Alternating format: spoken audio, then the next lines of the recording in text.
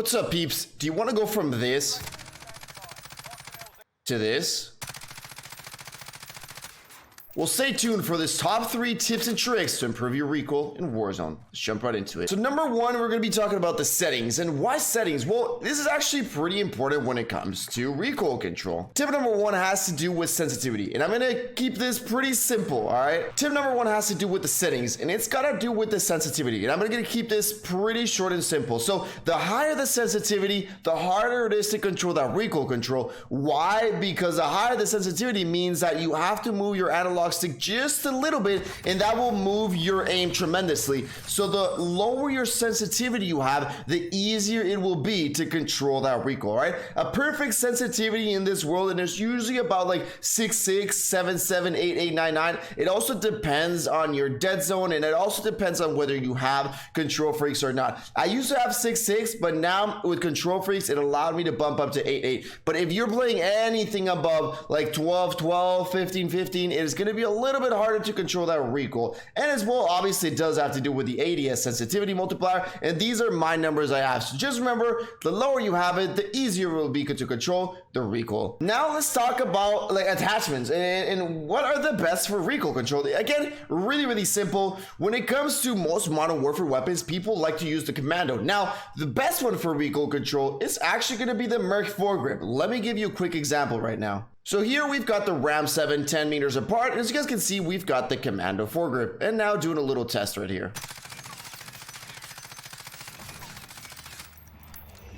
Let's change it up. Now again, starting 10 meters apart, we've got the Merc foregrip on this one. Let's go ahead and test it out.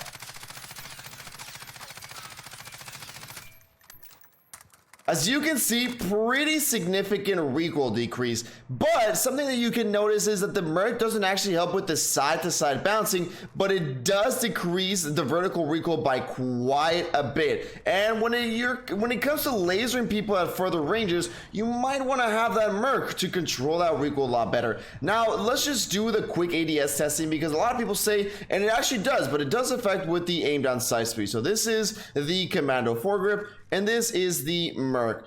And as you guys can see, it's not that much of a difference. I mean, when you look at it, it's really the scopes that make a difference on this, but might just be a little bit faster, but really nothing to compare. I mean, if you're having an aggressive loadout, then every millisecond counts, and that's why you should run commando. But let's jump into the Cold War weapons. Just do be aware. I don't think I have any Cold War weapons here. Let me go ahead and check it out. So for the Cold War weapons, just do be aware that there is only one underbarrel that actually helps with horizontal and vertical recoil, being the field agent grip, or if you're in the Russian side of things, it's also the second to last. The second to last underbarrel is the only one that helps with horizontal and vertical recoil control. All these other ones either help with horizontal but give you like sprinting movement speed. So if you want maximum recoil control with the Cold War weapons, go ahead and select the field agent grip. And again, in the modern warfare side of things, if you want the best of the best, Merc, but if you want quick ADS and you want to go aggressive, go with the commando. Now let's go into the actual techniques of how to control recoil. So this actually does require for you to go into plunder, but it's the easiest thing ever, all right, on how to control recoil. Now you have to do this with every gun that you want to do, and this is honestly there is no secret to this. This is the best way to do it. So what you want to do is you want to stand, maybe 15 meters apart, wherever you want to shoot. You grab your loadout that you're using, and what you're gonna do is you're just gonna fire it. I mean, without trying to control the recoil, right? Because what you're looking for is you want to see the pattern of the gun. So we see that this ram really kicks to the left a lot, right? It kicks a little bit up and then it starts kicking all the way to the left. So what does that mean? That means that when we shoot, this is what it would look like. My analog, I want to kick it down like this. I want to kick it to the left, mainly just a little bit down into the left. So now once we do that, we have to learn the recoil pattern, right? You just can't grab a gun and pull it down, because if I do this, right, if I grab my ram and all I do is pull it down, it's not gonna work, right? You see, it's still going left. So again, we pull it down and a little bit to the left. And as you guys can see there, controlling the recoil a lot better. Now doing the same thing.